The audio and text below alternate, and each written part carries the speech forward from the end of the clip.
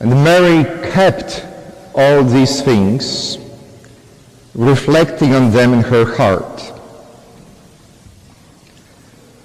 In Luke's Gospel, this passage, this sentence appears twice, both in early life of Jesus. First here in Bethlehem, and then the second time when Jesus was 12 and got lost in the Temple of Jerusalem. Mary kept all these things, reflecting on them in her heart. Now, I would not keep all these things in my heart. I would put them on Twitter, Facebook, and Instagram, and probably in the church bulletin and website as well. But obviously, Mary was an introvert. She kept them in her heart, reflecting on them for years and decades to come. And when you think, what were these things? Of course, happy memories come to your mind. The joy of becoming a mother, the pride of delivering her firstborn baby, perhaps also a relief and the labor is over. But I suspect there might have been other less joyful, less happy things Mary kept reflecting on. Perhaps there was some resentment as well. For she was a young girl, young lady, certainly had plans for her life, had designs for her future, how to be a happy wife of this handsome dude Joseph, how to build a family with him. And then, out of the blue, all these plans, all these great designs were removed, not of her choice.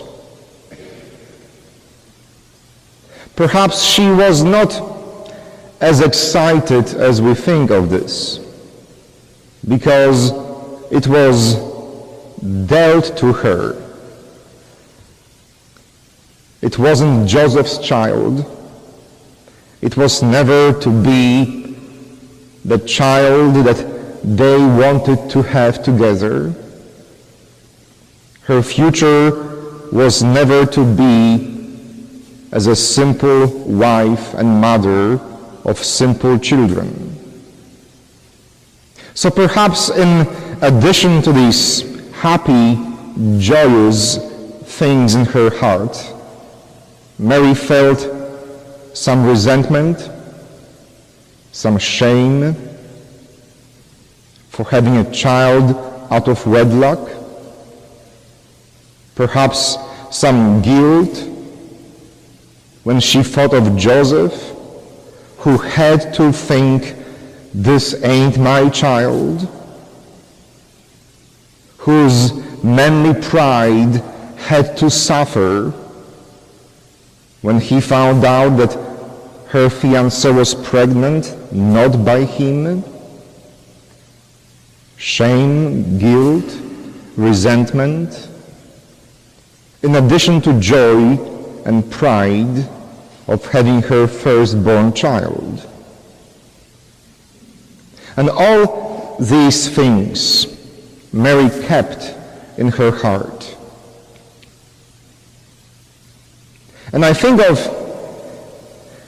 these happy and less happy things in Mary's heart today, because I think also of my birth mother.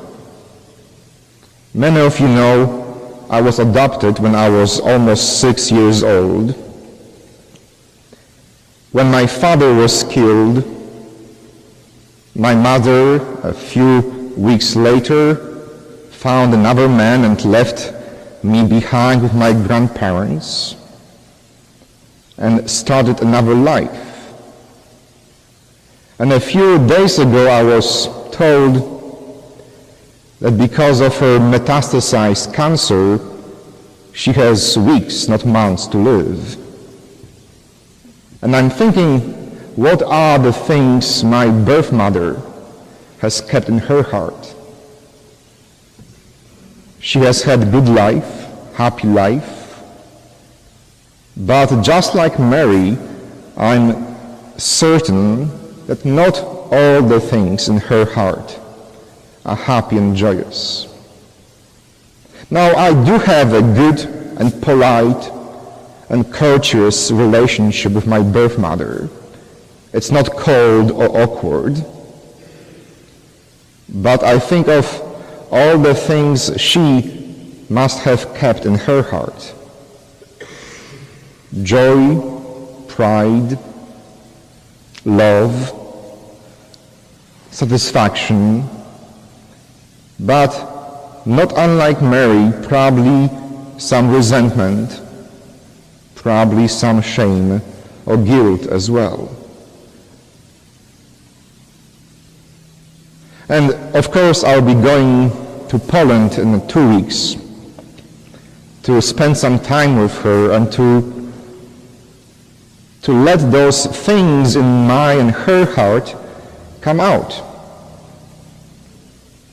Because it's not only about keeping things in your heart, about reflecting on those things in your heart, but it is also about speaking a blessing from your heart.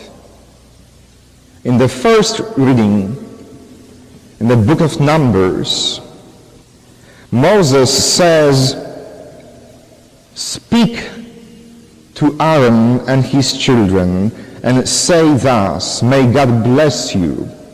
May God's face shine upon you. Speak these words of blessing."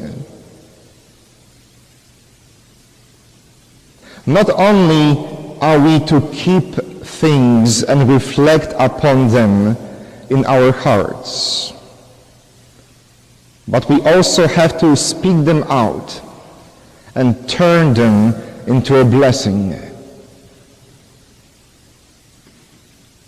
If you have lived longer than 8 or 10 years, in your heart there also are things that you have kept reflecting on for years, probably by now. And many of them, I suspect, are happy things. Things that bring you comfort and peace. But like Mary,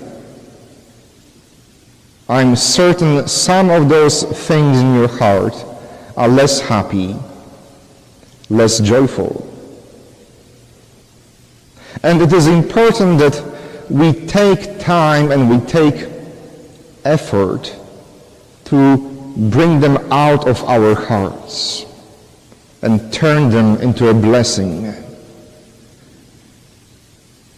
As I will go to Poland in a few weeks, I want to tell my mother that what happened between us did become a blessing, even though it wasn't easy, even though it could be painful and difficult. But at the end, there is a blessing coming from that experience. And a blessing that can bring peace to me and to her as she journeys to another side of life.